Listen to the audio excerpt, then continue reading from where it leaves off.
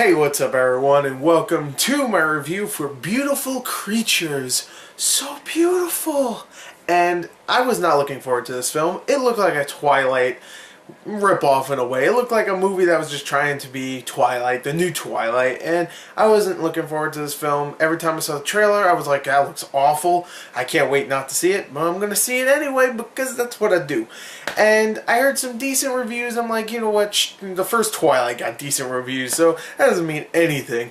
I went to go see it, and well, let's talk about it. Let's talk about the story of Beautiful Creatures. Alright, so the story for Beautiful Creatures follows a character named Ethan, who is a 17-year-old high school student who is played by, let me see if I can remember his name, Alden Ehrenreich. I think that's how you pronounce his name. And he lives in a very southern town. You can tell by everybody's accent, the way they dress, and even like the church in the movie, which is, you know, the very typical type southern church where, oh, we hate that and we hate that because it's against God. You know, it's a very generic church, and it's a very generic type southern town. The thing is, I kind of like how they present it in this film, and also I like how it's placed in a movie like this where it's very sci-fi-ish, because later on Ethan meets up with a girl named Lena, and they kind of hit it off, and Lena is played by Alice Englert, and they kind of hit it off. They actually have some chemistry, they talk.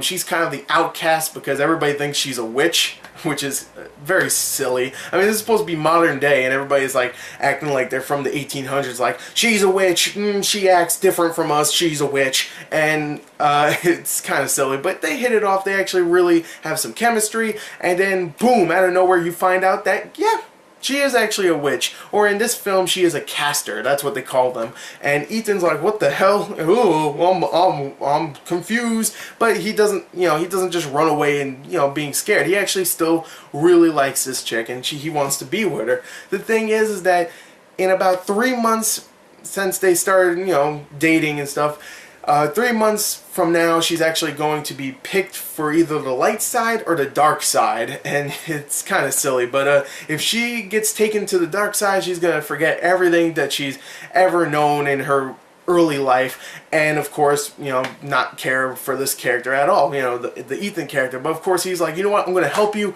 We got to see if we can make you not evil. And it's a very silly plot if you think about it. It's light side versus dark side. If this woman's gonna, you know, do a Luke Skywalker and decide to be the light side, or, you know, be an Anakin Skywalker and go to the dark side. You know, it's just very, very generic in a way. But you know what I really like about this film? The actors. And I say this a lot about movies, you know, the story can be bad, but, or just generic, but what I like is the actors and the writing and the chemistry between the characters. Alden Ehrenreich and Alice Englert, very weird last names.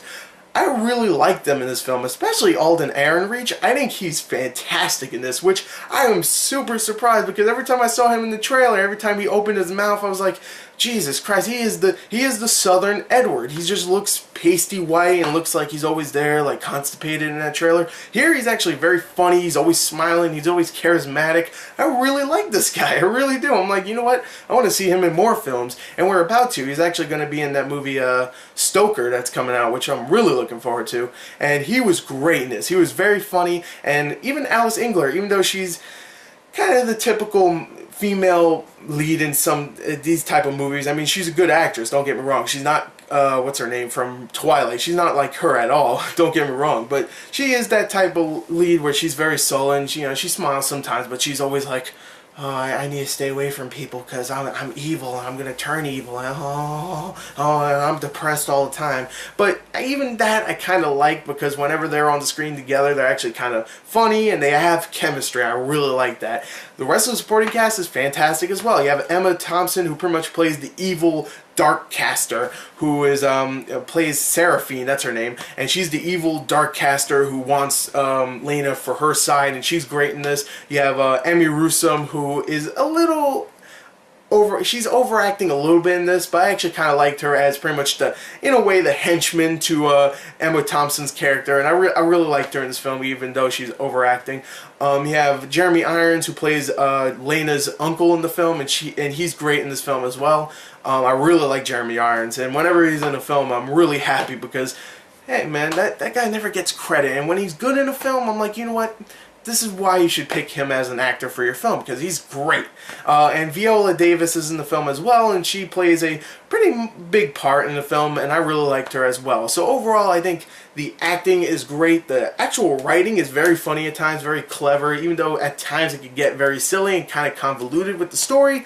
I think it actually definitely works with these characters, and I really enjoyed it. Even though the story itself is kind of silly at times, it can really be silly, I thought it was very entertaining. So I am extremely surprised to say that I really enjoyed Beautiful Creatures. I think its story was a little convoluted, sure, and at times it made sense, but it wasn't anything special.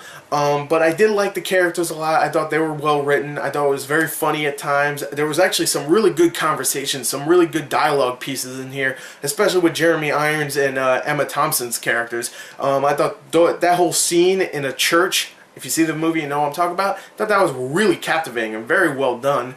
And like I said, some of the special effects are actually pretty decent, and it wasn't that boring at all. Like, there was a part in the last 45 minutes where it kind of dragged, but for a 2 hour plus film, and something like this where it's supposed to be kind of like a Twilight ripoff in a way, at least that's what they advertised it as being, I was really surprised that I was not bored in there. I was really enjoying the experience, and even though there were slow parts in that last 45 minutes, I thought it ended with a decent little ending. And even if this does not do good, I think there's sequels to this book, because this is a book that it's based on.